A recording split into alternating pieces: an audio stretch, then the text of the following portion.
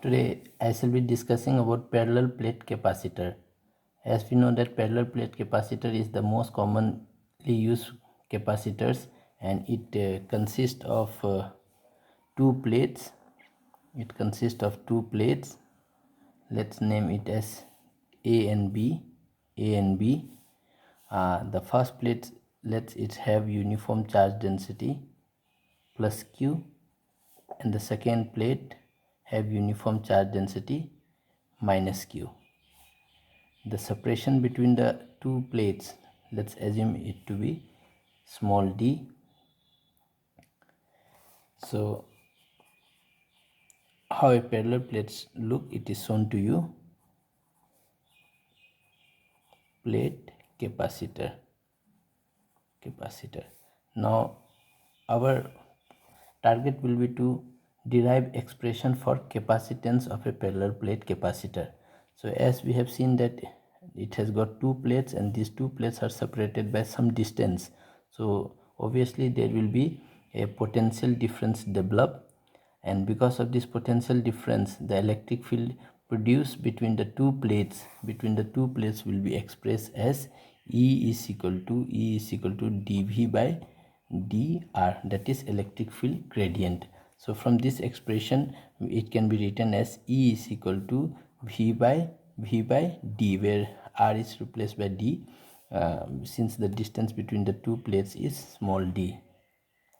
So we can arrange it as potential difference is ed. Now since we know that electric field can be expressed in terms of surface charge density and epsilon naught, so we will substitute it as sigma epsilon naught d. So if A happens to be the area of plate, suppose if A is the area of plate,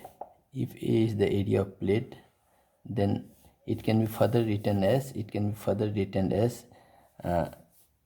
sigma is equal to, we know that Q by A, so we will substitute for sigma to be as Q by A, and rest term will be as follows. So where we have taken A to be, A is cross sectional area of